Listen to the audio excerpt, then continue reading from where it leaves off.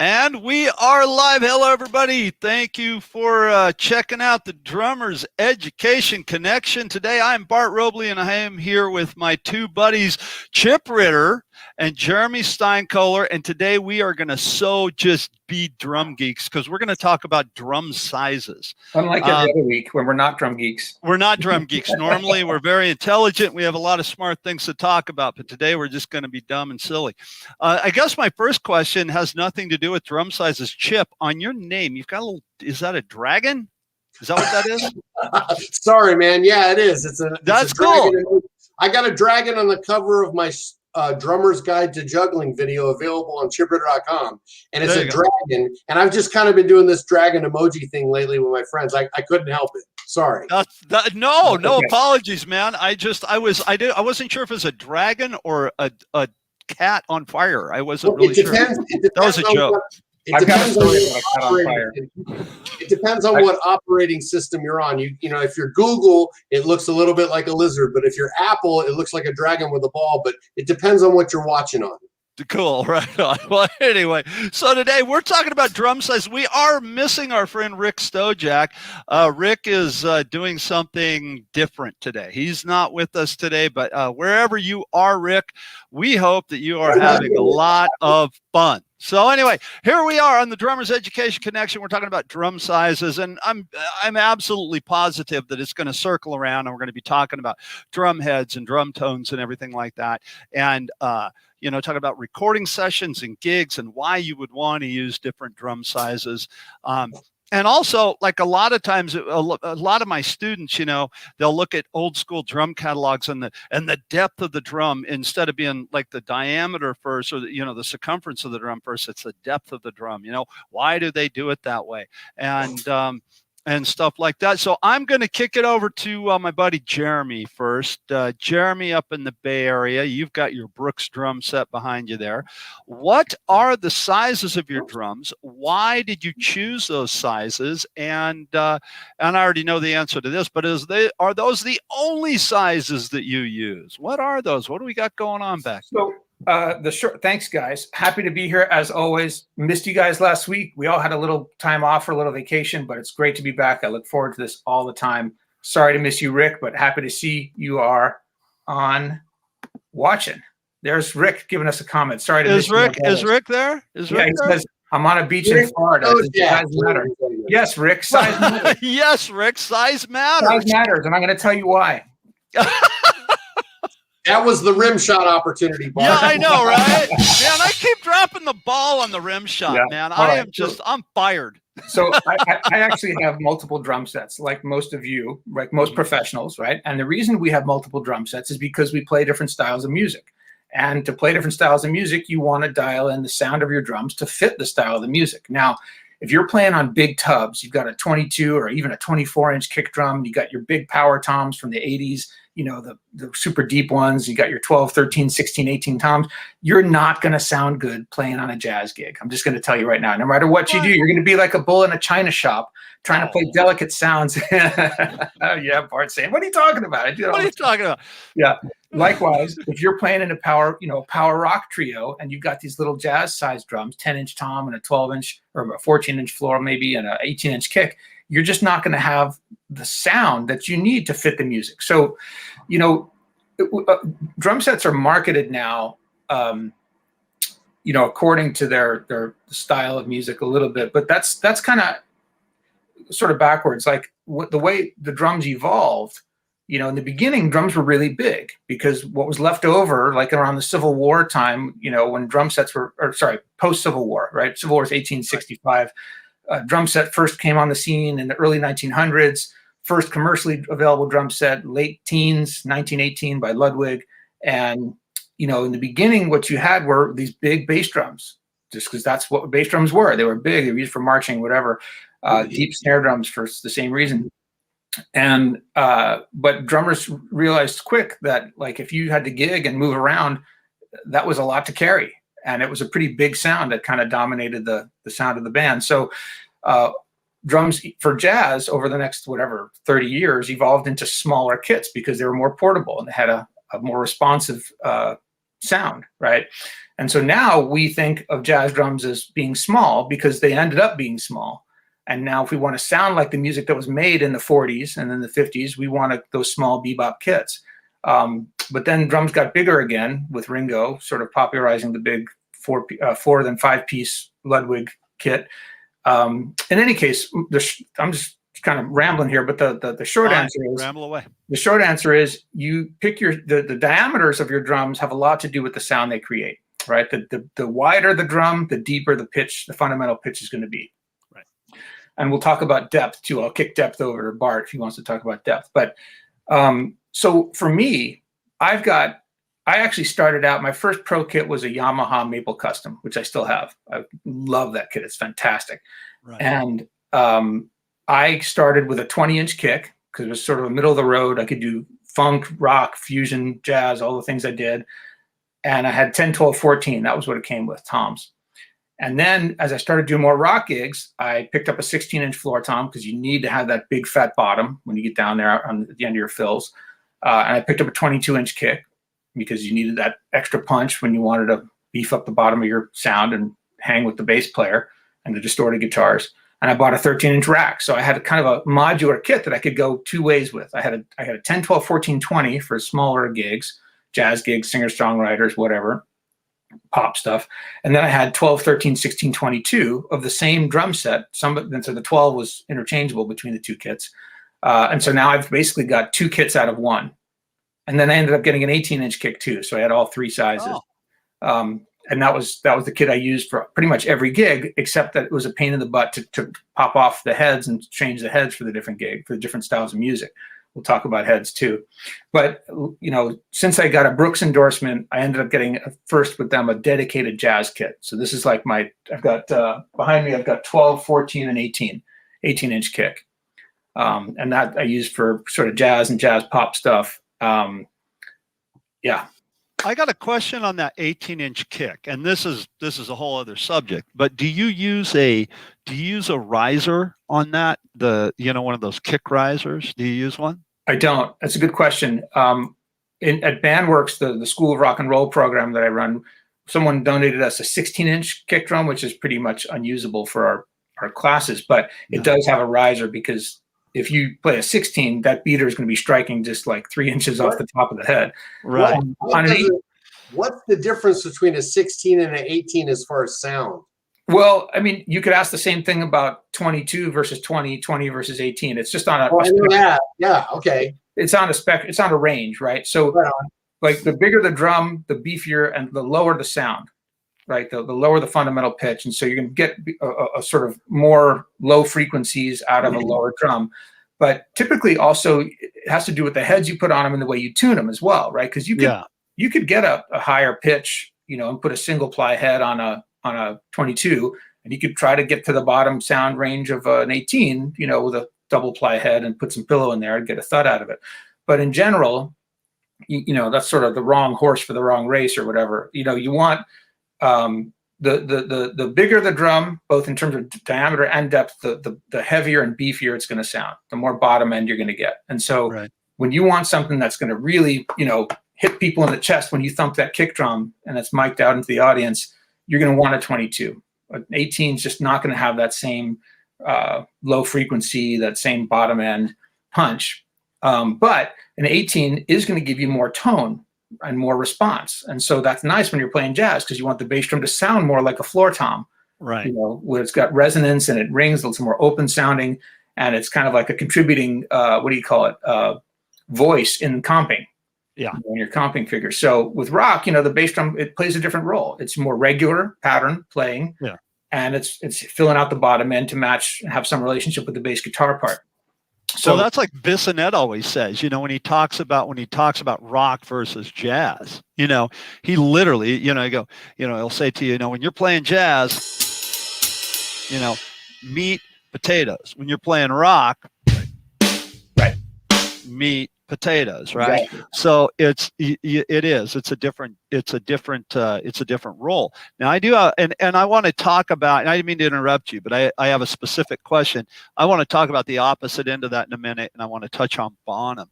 But what I do have a question in regards to the smaller 16 and 18-inch drum and the depth to it. And again, we'll talk about the depth. Do you find that if you play a shallower depth drum, like let's say it's a 20-inch drum, but it's 20 by 14 inches deep, Right. or 20 by 18 inches deep? Okay. Right. Now, 20, you've said is a drum that you use for all kinds of gigs. And I agree. This is a 20 that I'm playing right here. Mhm. What do you think happens if you have a 20 by 14 versus, or 20 by 16 versus a 20 by 18? What happens there? Yeah, that's a good question. Me. Oh, go Chip, go Chip. I got a 20 by 18, and the difference between the 18 or the 14 is I personally, I mean, it's all subjective, but my opinion is I've got way more subsonic frequencies than a shallower drum. I've got a little more resonance in the lower end and more sub sound. Okay. That's and my you play our friend Mike Dorfman's drums. You play Trick Drums. You're endorsed by Yes, in Trick Drums USA from Chicago, Illinois. And this brings up a topic I don't want to shift the discussion, but the material of the drum. Yes, that's what I was going to ask you. Yes, we got to talk about that. You know, we're talking about diameter and sizes first. So just let me tell you that when I got my first drum set, Mike was just like, I got the kit for you. It's already done. It's in the color. It's going to blow your mind. The bass drum's a 20. The tom's a 12, the floor tom's a 14. And I was just like sitting there, I goes like, wait a minute now, hold on. Like maybe I can understand a 14-inch floor tom. That, you know, I've played those before. That'll do. But 20-inch, man, I don't know, man. I'm a 22 guy. I've been 22 my whole life. I played 24s in my metal band. Right.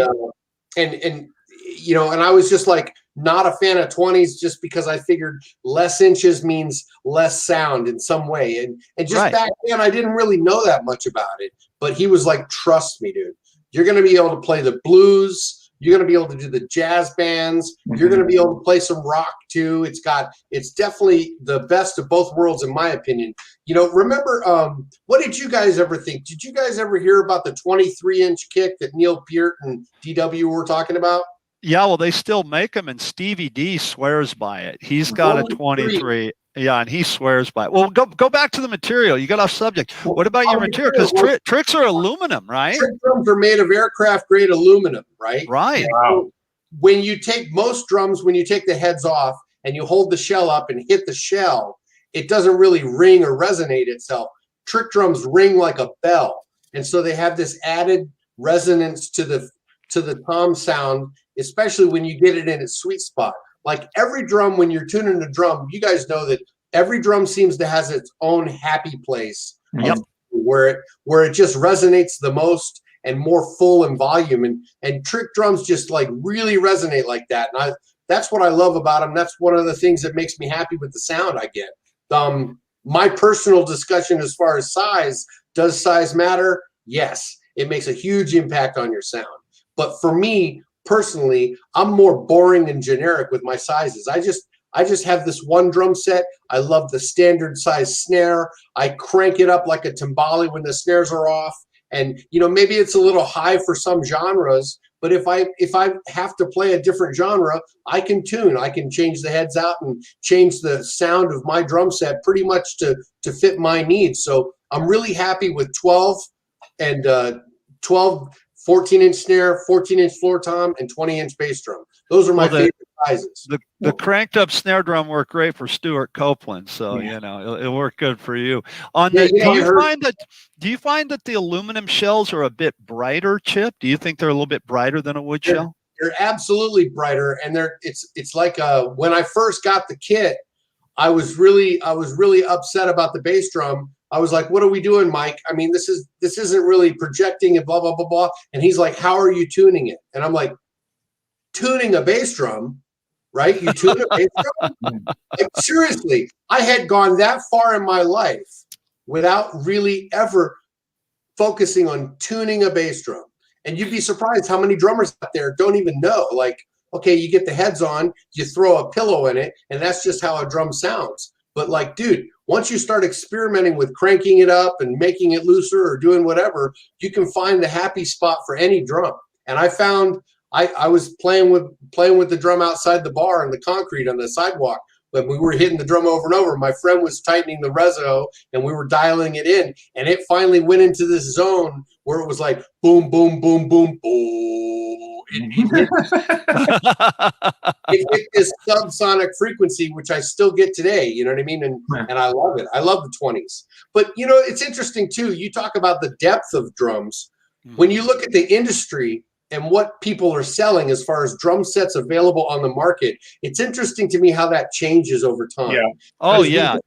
We used to have the wide open concert toms, and then it went to deep power toms. A lot of people, all the drum set manufacturers were kind of putting out the same sizes. And do you think that that's like it is today, or is it fair to say there's enough custom companies out there pretty much doing any sizes? Well, I think there's definitely trends that follow the trends in popular music, and that's what we're talking about, dialing in your drums for the sound. So if you're playing in an '80s tribute band, some band from the new wave era or whatever, or heavy rock, you kind of, if you want to get that sound, you need those power toms. You need those. And that comes back a little bit to Bart's question earlier about what do you get with the depth, and the deeper your drums, the more they project. And the more resonance they have. So you just got more wood vibrating when you strike it and move the air. So it's make a bigger sound for sure. Deeper drums, bigger sound, more projection, more resonance. You don't always want that. Sometimes you do. It just depends on the gig. Right. Yeah. So when you got a student, right? Let's say hypothetically you've got an 8-year-old and he's just starting drums and he wants to get a drum set. Do you have a specific guide as far as the sizes, or do you gear him to a more generic area? Well, I do for my little guys and gals because they're so small that if they get a 22-inch kick, those toms are going to be way too high for them to reach. They're going to get over the rim. So I always recommend starting with a 20 and getting most toms these days that are sold. I mean, yes, you can get custom anything, especially since there's so many boutique manufacturers. You can get whatever you want, but generally they're shorter, right? You get 12-inch toms, 10-inch depth, 10-inch tom, 8-inch depth. That's sort of the standard. There's variations, of course, company to company, but that makes more sense to me. And it's also, to me, they just seem more versatile. There's they call them fast toms, right? They're shorter. Yes. The sound doesn't last as long when you hit it. Like the space muffins. I don't know what those are. Oh yeah, I know what you're talking about. They're like every tom is about as deep as a snare drum. Yeah, they're real shallow shells. They don't know how that's one of those things of kind of, again, we're jumping around here, but that's what it's about today. It goes to what you were saying about the depth of the shell and the trends, right? Because in the 80s it was all about playing drums. The toms, were huge. They sounded like bass drums. We were talking about Steve Smith before we got online, and Don't Stop Believing, It's really easy to go, well, that was 3 toms, but no, it's the kick drum. They were so big, it's kind of hard to tell the difference sometimes. Like which, is that the kick drum? What's he playing? And then you go into the 90s, they kind of went back to traditional sizes. And then it seems like in the last, 15 years, they had those kits out. They were like a little, standard sizes and diameters, but they were real shallow shells, Well, and that was a trend. And I do think they serve a purpose, but I do think it's like any other industry. I mean, you got to come up with a way to sell product. And so things get trendy, they do. Yeah. And, there's also the benefit of the shallower drums being more portable. They're lighter, easier to carry. Yep. So that's a market. A little segment of the market is people looking for more portable kits. Yeah. Totally. I'm looking at drums. I'm looking at drums online earlier when I was thinking about this episode, and I noticed a lot of smaller bass drums for some reason. I don't know why, but it just jumped out at me, like the 20s and the 18s that are being out there.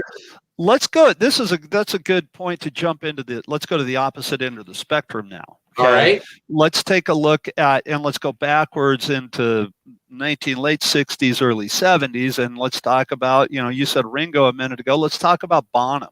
Right.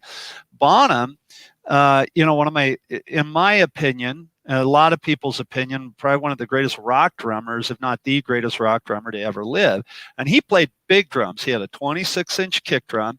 His top tom, his rack mount tom, was a 14, which is the size of my smallest floor tom. So it's 14, 16, 18. And sometimes, I may be wrong on this, somebody can correct me. I'm fine with that because I want to know. I've also heard he had 14, 18, 20 from time to time. I don't know how true that is. And then a supraphonic snare drum. And he played big drums, 14 inches deep. The kick drum was, so it's 26 by 14. And everything, nothing inside the bass drum, and everything was tuned really high, much like a jazz drummer would tune a drum kit. It was tuned up a little bit higher on the top head and the resonator head, the bottom head, the batter head and the bottom head. Everything was tuned real high to get a lot of resonance out of the drums. And he used those big drums because this was before great PA systems and great monitoring systems. And he was trying to keep up with the amplifiers. You know, there was a wall of amplifiers on stage and he had to keep up with them. And, you know, he's trying to play to the guy in the nosebleed seats so that he can, you know, he can hear the drums over the amplifiers. You know, the drums were big, they were tuned higher. And I think, my opinion, but I've heard other drummers say this too, that the 14-inch bass drum, the air doesn't have to move as far inside the shell. So it gets more of a boom. It is very much like a marching bass drum. It's more of a response. Very quick response, and no hole in the bass drum head in the front. You know, so man, you got a ton of sound out of that drum. You know, he's not ported. Right. And, you know, I mean, imagine, and here's another subject. Imagine that from a sound man's perspective. What a nightmare that must have been to not get feedback out of that drum, you know, and I could be wrong again on this. So if I am, please somebody correct me. I want to know. I've heard that they mic'd his kick drum from the front and from the back, right by the batter. I've heard that. I don't know how true that is. I would think there'd be phasing problems, but back then they just wanted volume back then, you know, but those were big drums, you know, but they sounded great. And he used the same sizes in the studio as he did live, you know, just to get that big sound, you know. I don't know about the mic placement, but I do know, I remember hearing Jeff Ochiltree talk about John Bonham and working with him on the materials, and they were doing steel, you know. They did a stainless steel kit. Yeah, at the time of his death, he was into the steel, and the point was he was trying to make them sound even louder.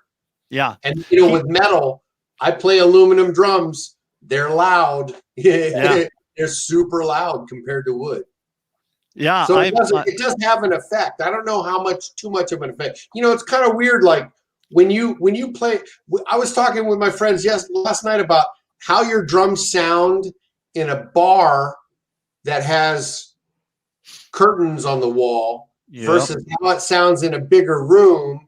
And do you tune for that or no? I don't know. I don't know. I tune my drums for the room wherever I go if it needs any adjusting. Yeah. Sometimes I'll feel like, oh, this sounds perfect right out of the case, and other times I'll tune it to the room because every room's got different acoustics, and sometimes the drums project and they're huge and it's hard to control the sound, and you got to clamp them down a little bit. And other times you want to get as much projection as you can. Well, this is something I still need to learn more about. I remember being in Neon Prophet with the bars full and packed with people and having to crank my toms up, you know, and it worked on projecting more. Well, I wonder if different diameter of drums project more than others.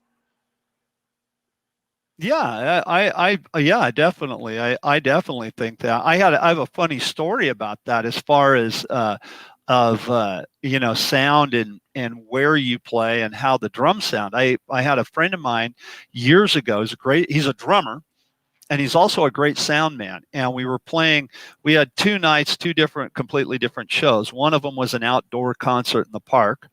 And then the next night it was a gig in a bar, and the actual stage was kind of inset in the wall. So like when the stage is in the wall, you know, it wasn't set up in the, you know, on the floor, and had a real low ceiling.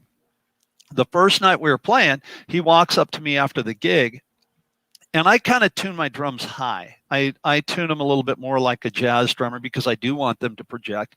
And I also use single ply tom heads. I use the Aquarian's Classic Clear. Nothing inside the drums. They sing at you, you know. And so we do this outdoor gig, and after the gig, he comes up to me and he goes, you know, man, and he's from a school of thought of like 80s drums. He's a big fan of that. Again, he's an amazing drummer, an amazing sound man, but he knows what he's looking for. And he goes, you know, you might want to tune your drums down a little bit because they're really cutting through and they're a little bit high pitched for the style of music you're playing. Okay, thanks. I appreciate that. You know, I'll take that into consideration. I always listen.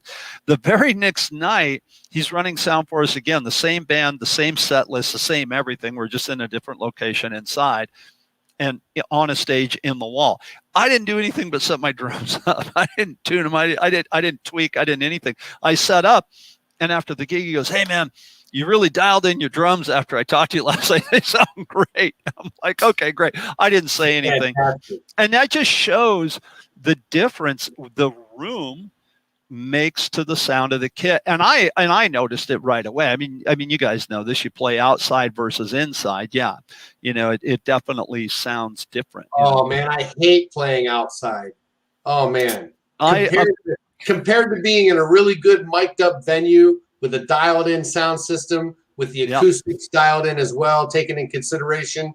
Compared to that, playing outside is horrible because like I never feel like I can get the response that I want when I'm playing outside compared to inside. It's very different, you know, that you hit that drum and the sound just goes away so quickly. Yeah.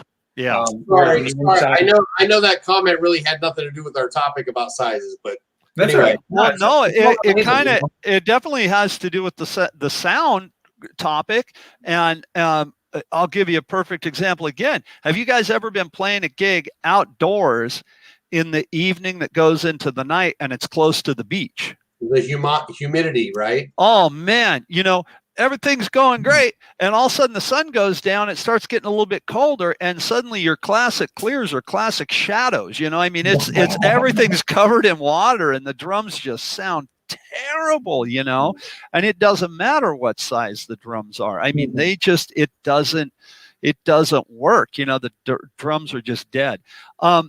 As far as diameters, go ahead, Jeremy. You had something to say. Go ahead. Well, I was gonna shift gears and ask you guys a question, but you want to finish your thought, please? Oh, yeah, diameter. I have, and I don't. This is just, you know, everybody has their own opinion. I don't know why this is.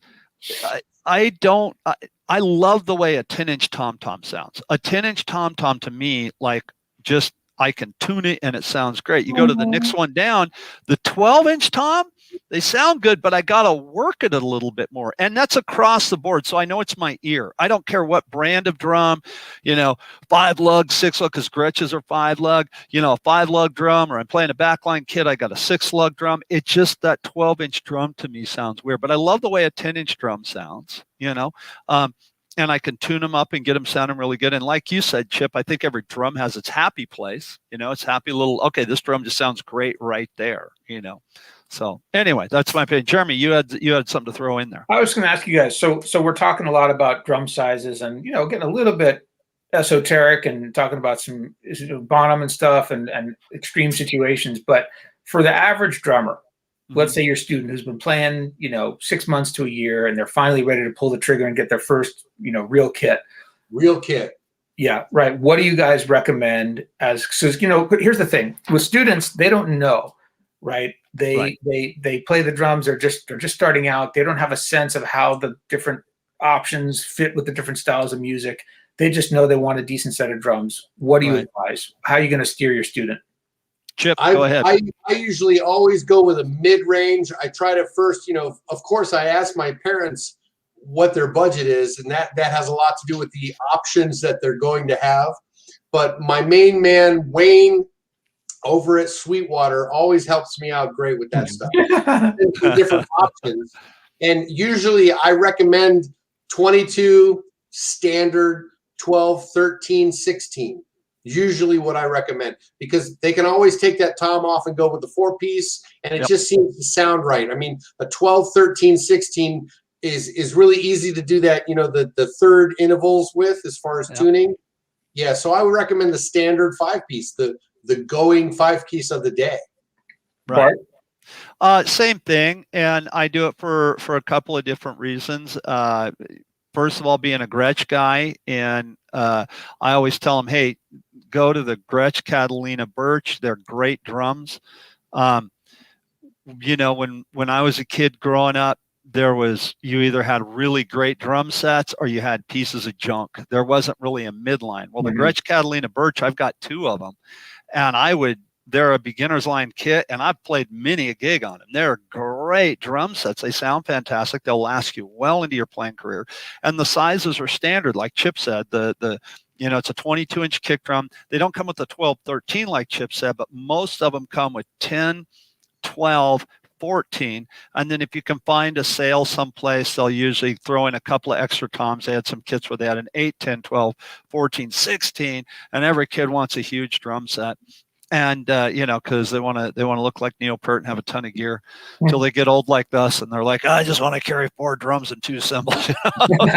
but I also think that those standard sizes, you learn a lot from that, because drums are any instrument. You have your sound of what you like, and that's relative. What I like, you may not like. And so you can go and you can get heads are readily available. You can try out, coated single plies or clear double plies. You can try out all these things. You don't have to search around for weird size heads because they are available. You can get the heads on there. You can tune them up differently. And if something goes wrong, God forbid, your student has a gig and they drop their drum and they break a hoop. Well, they can get a replacement hoop for it. It's not hard to find things that if something goes wrong with them, and they're everywhere. You can get them everywhere. So that's kind of what I do. And then as they get older and they get more, they progress more, then stylistically you can start talking to them.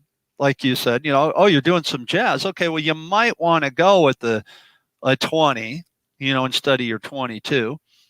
Or you're playing more rock and you want to get louder and you're playing metal. Okay, well, maybe you want a 24, or, you want to get a 26, whatever. But you can, it's a good jump off point, I think. What about you, Jeremy? What do you do? I typically recommend the more what they call the fusion sizes, which are more popular these days than what was the standard 12, 13, 16, 22. I see more shops selling 10, 12, 14, 20. In general, we call the fusion sizes. And that's usually, not always, but usually what I recommend to students who sort of don't necessarily have a clear idea about what direction stylistically they're going to end up going in a meaningful way. So, because I played rock gigs on 10, 12, 14, 20 for years. You can do it. You can put on 2-ply heads and tune them down, and, you have a range there. But on the other hand, if I have a student who I know, like, they're into the first song they wanted to learn was AC/DC, and they're starting to lean toward heavy rock and metal, I'm going to say, I think the right drum set for you is a 12, 13, 16, 22. Right.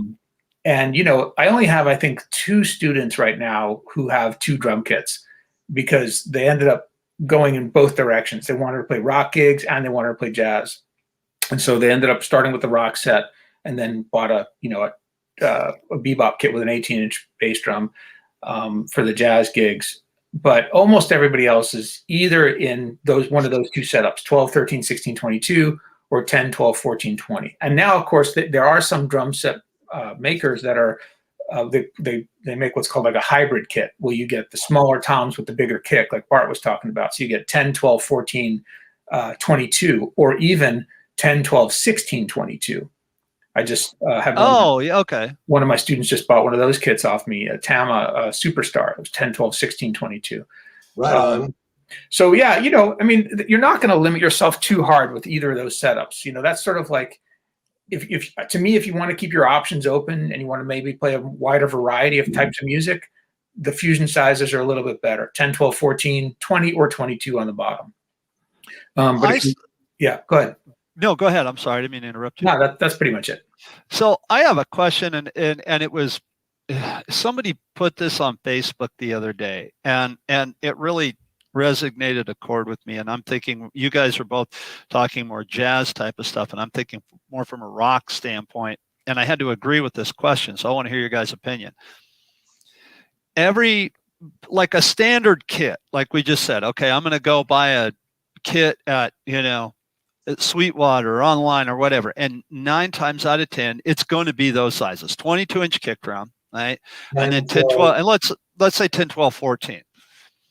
And then you get into the higher line kits. Okay. And I'm not talking custom boutique kits and you're going to custom build your kit, but I want to buy a really nice Gretsch drum set. Okay. I want to buy a really nice Gretsch drum set. I want to buy a Brooklyn. Okay.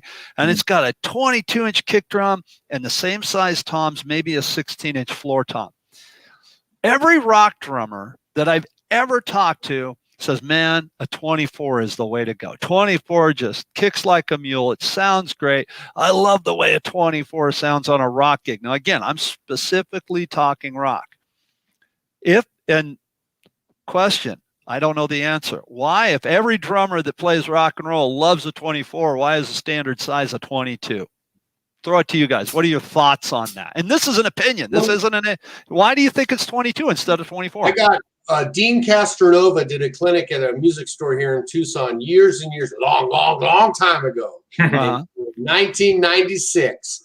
And I saw the clinic and I was listening to his drums and he had a Tama Rockstar. And this Tama Rockstar was the deep struts on it with the, when they have the lugs that go all the way down and they look like marching drums. The lug style. The bass drums are 2 bass drum, 2 24x16s, and I lusted after that drum set, and I ended up buying it from the store. They had, they had to order the kit for his clinic, and so they had it in the store, and I bought that kit and played in a metal band for years on that thing, and I absolutely loved the 24.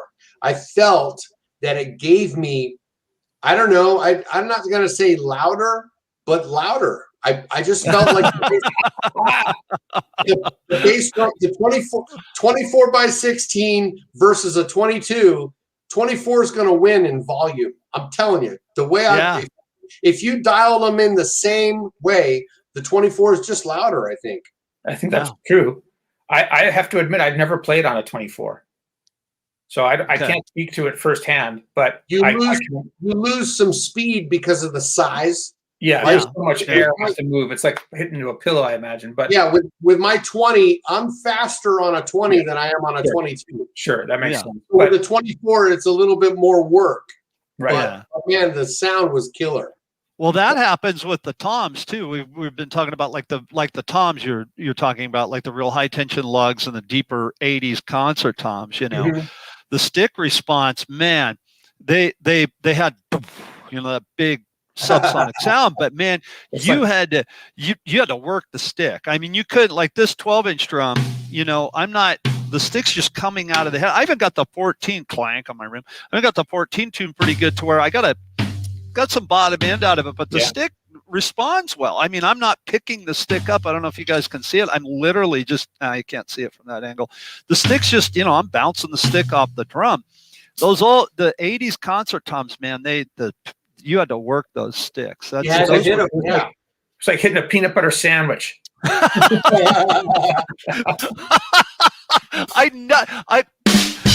never thought I was going to hear in my life, much less today. It's like hitting a peanut butter sandwich. I've never hit a peanut butter sandwich. I've never done it. I got to. I mean, it depends on the bread, but the response is very, very slow. I've got to do it, dude. I'm going to film it. I've got to do it. When you're a peanut butter sandwich, you need to make sure the bread is really stale so you can get more response. Exactly. And whether it's toasted or not, that changes everything. So what happened to the show? Oh my God. It just went to hell. A peanut butter sandwich. I love it. Let's talk about tuning a little bit, because to me, that almost counts. It's almost more important. Than the size of the drums. I agree. You can't really work. It is what it is. It gives you the range. But every drum, regardless of the depth, regardless of the diameter, has a range of tuning. Within that range, it's going to sound good, pretty good. Some drums have a smaller sweet spot, where they really like to sit. other drums a little bit wider. I find the better drums have a little bit wider tuning range where they're going to work. But what heads you put on and what tuning really has the biggest impact. Because I've heard people play on bigger rock size drums and they tune them up tight, or they don't sound good because they're not tuned. And I've heard people on smaller kits, put double ply heads and tune them low, and they sound like big fat toms. So a lot can be done with the EQ and in the mix if you're the sound engineer. But to me, tuning is like the critical piece. The head and the combination of tuning and head choice. I completely agree. Completely agree. So I would have to say that size does matter, but tuning absolutely trumps size. Right. My favorite heads of choice are Aquarian, and I like the Force 10 2-ply on the batters and classic clear single ply on the Rezos. And man, sometimes I feel like I can just slap them on and get into the happy place, and it just is an all around sound for me. Other times, like what Jeremy said, if I'm doing more big band stuff, if I'm doing a swing big band, I'm going to take them all up. Oh yeah. Chip, what did you say you use for your batter heads? My batter heads on the toms are Force 10s. Force 10s. I don't know those very well. If you remember Remo pinstripes, sure. Kind of the equivalent, man. It's like the 2-ply with a little bit of hydraulic juice, and when you pull them out of the wrapper, you can see the prism of color, and it's just this. Oh man, it's beautiful. I love the smell of new heads in the morning. And then, so Chip, do you select different heads for different kinds of gigs or for different kits? Honestly, I'm so old school and old fuddy-duddy that I'm set in my ways. I don't.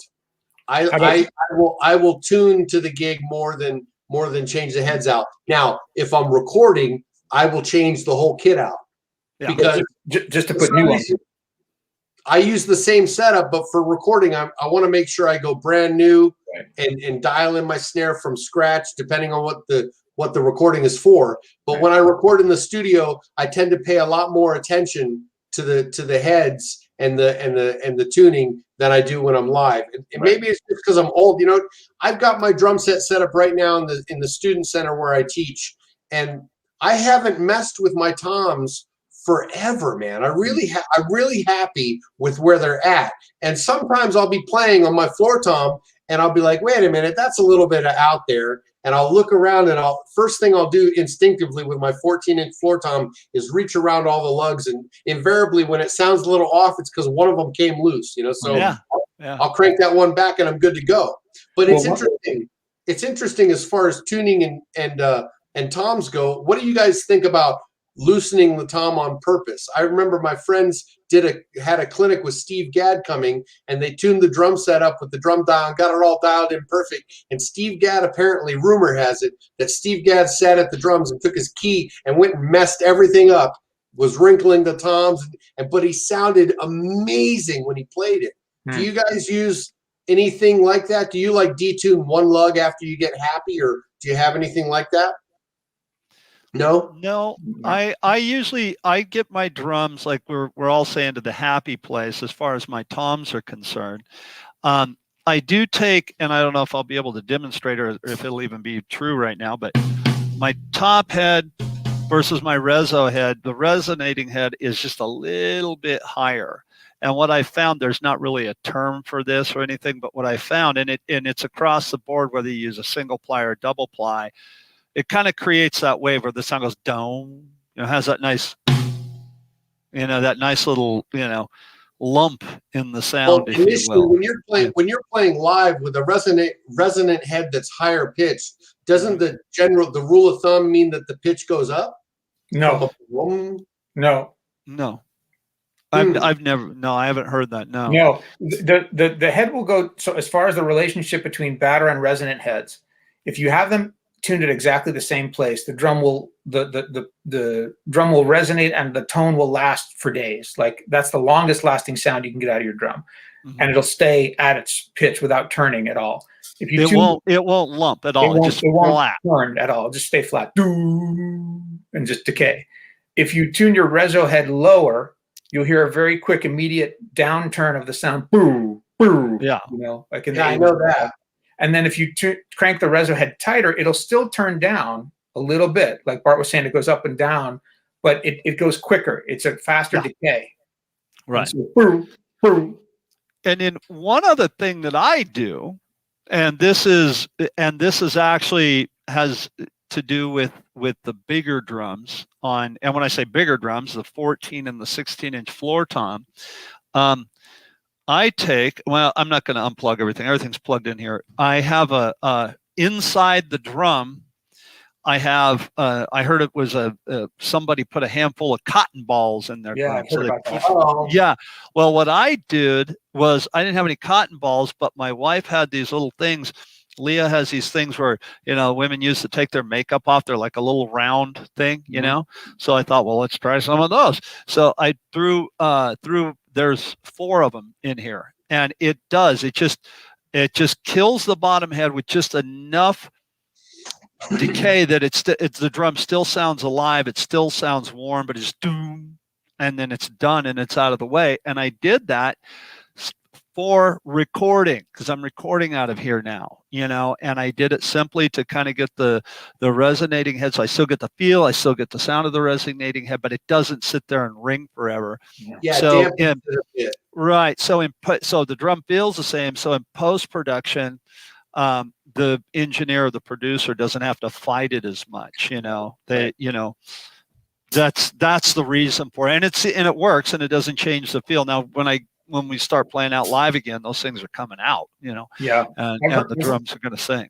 So. I've heard that Stanton Moore is very particular about the number of cotton balls that go in each tom. Seriously? I've heard that. Wow. I don't know if it's true. Well, maybe we'll have Stanton on peanut butter sandwiches.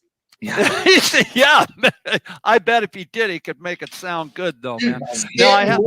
Stanton Moore is a beast. That guy's got some music in him, doesn't he, man? That dude is phenomenal. I love his playing. Yeah, and when you said Steve Gadd, I've heard that. I've heard that Gadd's drums are just really low, just but nobody. It's and I've heard this about Charlie Watts too. I've heard that Charlie Watts, if you go up and you play his drums, they sound like crap, but when he plays them, they sound amazing, So sometimes it's not the drums or the tuning, it's the drummer, the drummer, just their touch. I saw an interview one time with, and I don't know his name. Who is that? Who said that? Chip, are you on it? Who said that? I'm on there, but I'm trying to find it. I'm only showing. That's Kelly Ray Tubbs. Perfect.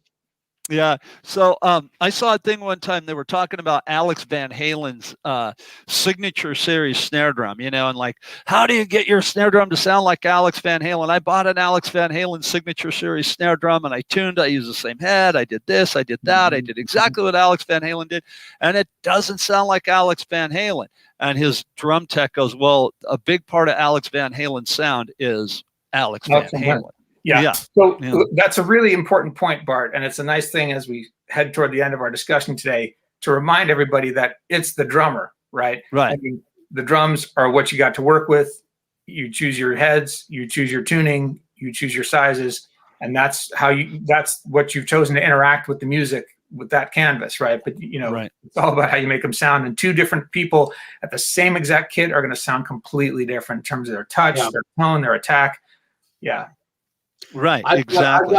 I've got a couple younger students that are forced to play electric kits who live in, one of them's in an apartment, and they just don't have the option of an acoustic kit at this point. And I still say the same thing. You know what I mean? They have to learn how to play. And you can learn how to play on an electric kit, and it can transfer over to an acoustic. But there's nothing like an acoustic kit compared to electric, in my opinion. Yeah, I would agree with that. And the response is totally different. I remember the first gig that I ever played an electric kit on. I remember, Bart, before we got started today, I was telling you that I do this Halloween gig every year where it's a band of old friends. It's called Fat Lip, and we dress up as we choose it. The band broke up in like 1998, but we still get back together every year to play this one Halloween show. And each year we pick a different band and dress up in costume as this band and play a set of their music. And then the second set is like greatest hits of all the bands we've ever done in the past. And oh crap, I lost my train of thought. What did you just say that made me think of that? You were talking about electric drums. Oh yeah. So the first time I played electric kit was we did Madonna cover, right? Madonna tribute. And so I borrowed someone's V drums because I was like, oh man, I'm gonna nail this. I'm gonna play all those parts just like they sound. And by the end of the night, my hands were killing me. Oh yeah. Because I'd never played on them before, and I was like working really hard to try to get the sounds I wanted, and it wasn't responding because I wasn't used to it. And the algorithm, you get the input and it goes through an algorithm and it gives you an output, and I didn't know what that felt like. And so it's completely different electronic. Oh, it's a completely different animal, man. It really is. It really is. Kelly Ray Tubbs, I'm sorry I missed your comment. I had only had the thing open when I replied to Rick Stojak's thing. That's sorry I missed it, but that was great. Thanks for watching, Kelly. Yeah, thanks everybody for tuning in today. Yeah, I like that. One, two. One ball's too many. Yeah. Yeah. Hey, so before we sign off and get out of here, at the beginning of this whole thing, before we got on air, Jeremy said, "Oh, I got something I'm going to tell, but I'm going to wait until we're on air." And he hasn't said anything, man. I'm wearing my Larry Rod Bell drum T-shirt that he sent. Even Larry is probably waiting with bated breath right now on the East Coast. What is your big news, buddy? What's going on? I forgot all about this, you guys. I got so. Oh shit! I can go all day. I can go all day. Stop before I say it, right? So I applied to present at the Percussive Art Society conference at D.E.C. And with my friend Jim Royal, who's been a guest on our show before, we applied together to present, and we got accepted. Yes, nice, awesome, dude! Congratulations! Thank you very much. That is so awesome. When is that? It's in November. I forget exactly the dates. It's on their pas.org, I think, is their website. And where is it going to be? It's in Indianapolis. But this year, so this past year, they didn't do it in person. They had a virtual PASIC conference only, right, because COVID. And this year, because we're still just coming out of it, they're going to do kind of a half and half, a hybrid, where they're going to have some in-person presentations in clinics and then some virtual. So for the people that still can't come or don't feel safe traveling, they'll have that component where they can tune in. And so that's what we're going to be part of. Jim and I are going to do a virtual presentation. But still, pretty excited that they wanted to go for it. Congratulations, man. That's so awesome, man. What are you going to present? What's that? What are you presenting? Drum sizes. No, I'm just kidding. We're going to talk about advantages. Yeah, we're going to talk about our respective programs that we've run and created. It's called thriving or building a thriving music program, success stories from coast to coast, something like that. So that's fantastic. I'm in the Bay Area, and he's got his Jim Royal Drum Studio, which is a just kick-ass program. He's got steel drum bands and ensembles and drum set lessons and all different levels of stuff going on. And I started back in 1993 a program called Bandworks out here in California, which is a School of Rock and Roll program. Before there was School of Rock and before there was School of Rock the movie, there was Bandworks in 1993. And we see about 1,500 students every year normally. So we've got a big thing going on here with summer camps and workshops and clinics and year-round programs for kids and adults. So this is our chance to just talk about, if you're interested in building a program beyond your private teaching practice, how would you go about that? I'm definitely going to want to see that, man. I want to see that. Dude, yeah, I got to tell you, man, I am so happy for you. And I've said this before to everybody, and you guys know how much the Drummers Education Connection means to all of us. But dude, I'm proud as heck of you. I'm proud to be involved in Drummers Education Connection with you. And like you said, Jim Royal, man, Jim Royal, that guy is just awesome. And his studio is fantastic. So good for you guys. That is fantastic, man. That is great. You bet. That is great. So guys, with all things being said, to sum the whole thing up, I would like to say, does size matter? Yes, absolutely. Yes. I feel like tuning doesn't matter. Size, but that's my feeling. What's your take on it? Yeah, I completely, man. I think you got to have the right size tubs for the gig, and I think if you've got to know about tunings, because if you get to a backline situation where you're playing a backline kit and you don't have the right size tubs, you don't have your comfy, cozy kit, doesn't sound and feel like the way you want it to, you can get it to sound and feel as close as you can for the gig. And so, yeah, definitely size does matter, Yes. Definitely. I know we've talked about this before in different contexts, but you're not just playing the drums, you're playing music. Yep. And the size of the drums you pick determines the kind of sound you're going to make for the music you play. So, you don't want to go into those, you don't want to just buy what's on sale. You don't want to just go into the store and get what they tell you. You want to be purposeful and thoughtful about what is the sound you're trying to achieve and, how you're going to interact with the music. So, that's part of why the drummers don't just, really good players, a lot of them will have multiple drum sets. We all have multiple kits, and I know a lot of people do, they collect them, but it's not just about being gear nerds and wanting to, spend money on lots of drums.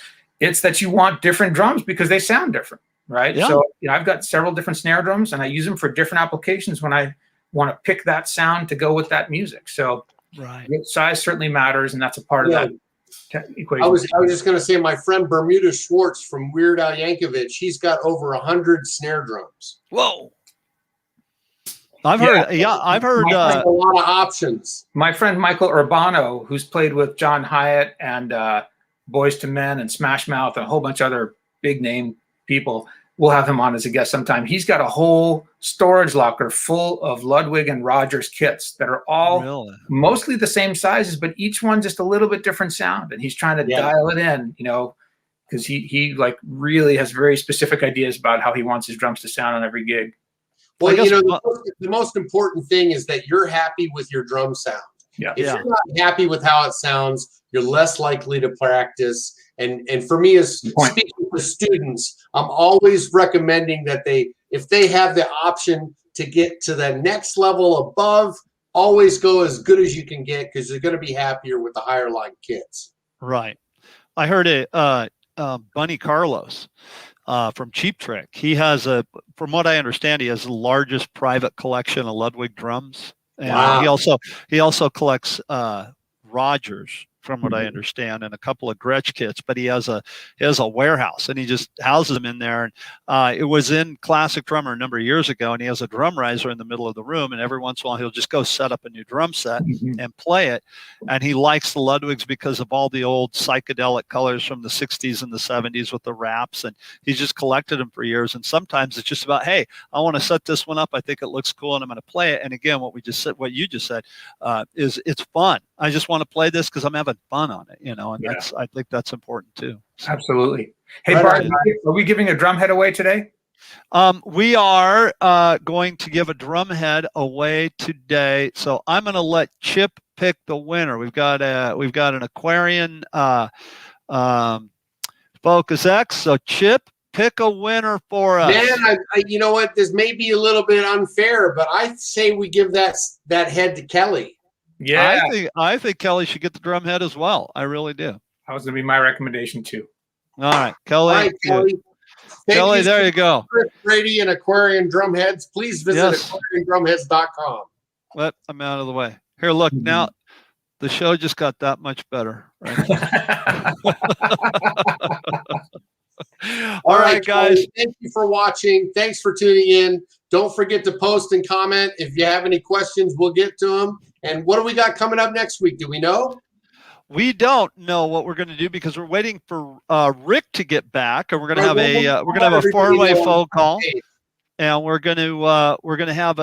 we will be here next week, and we will be talking about something drum-wise, but we'll be talking to Rick, and we'll get it all figured out. I don't know if we're going to have somebody on as a guest or if we're just going to be talking about wood tip versus nylon. Whatever it is, we'll be having fun. For an hour. For an hour. Riveting conversation. That's hilarious. All right. Thanks, everyone. We'll see you guys next week. Thank you, guys. We'll see you next week.